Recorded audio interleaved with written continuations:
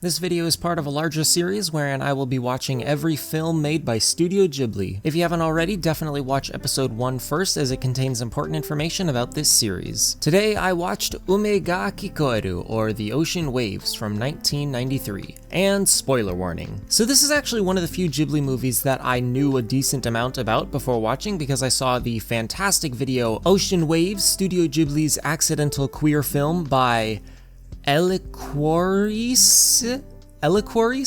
Is that how you pronounce that? I hope I'm pronouncing it right. Sorry in advance if that's not correct. If you haven't seen it, the gist of it is that Taku should have been gay for Yukata, but he ain't gay, and that's gay. So although this was my first time watching the movie, I obviously went into it already knowing the general plot, character arcs, and ending, which most certainly played a role in how much I enjoyed it. For positive or negative, though I'm not exactly sure right now. On the one hand, knowing what each of these characters' deal was right off the bat meant that I wasn't confused in the same way that I was watching only yesterday, but on the other hand, knowing how the story would end up made a large amount of the movie quite frustrating, as I'll get into later. As for now, I think I'll keep with the apparent tradition of this series and talk about the visuals first. And I gotta say, pretty movie.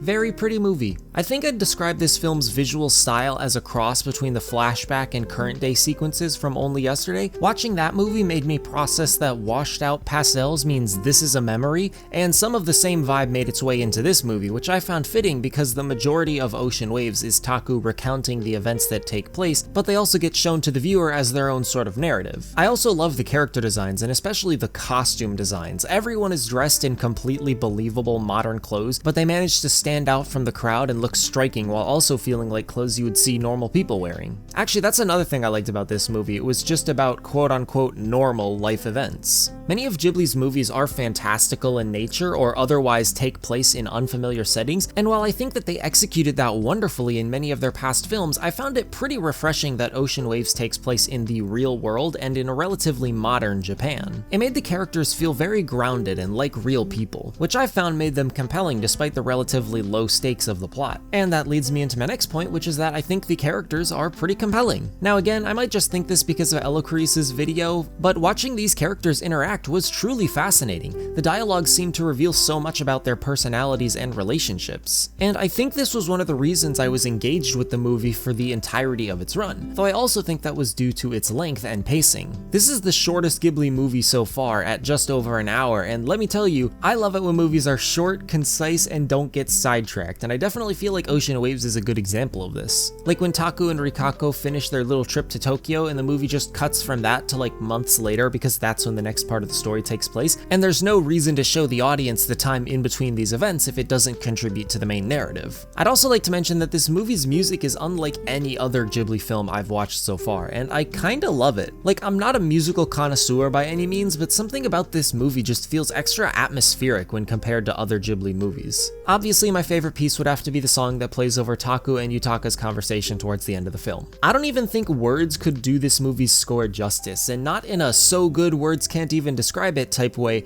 but more in a translating this music into words would not be an accurate translation of how it felt to experience it kind of way. Okay, so obviously this movie has a lot going for it, but I'd be hard-pressed to call it amazing, primarily because the plot takes a turn for the worst at the end of the movie and how Taku turns out to be in love with Rikako and vice versa. The obvious problem is that Rikako is completely unlikable. Now, it's worth mentioning that her family life isn't the greatest, which somewhat explains her borderline narcissistic and manipulative tendencies and makes her the slightest bit sympathetic, but it wasn't really enough to make me not dislike her, and she's never really shown to have changed this about herself. Taku says that she seemed like she matured, but we never really see real proof of this growth. As a result, the idea that Taku would actually have feelings for her makes no sense to me, and in fact, probably my favorite moment in the movie was when Taku rightfully calls her out for her despicable behavior. She slaps him, and then in response, Taku slaps her right back. That was a very appreciated subversion of the trope. Law of equivalent exchange, baby! But yeah, knowing that Taku apparently had feelings for Rikako from the start made my watching experience extra frustrating because anytime Rikako acts completely reprehensibly, usually at Taku's expense,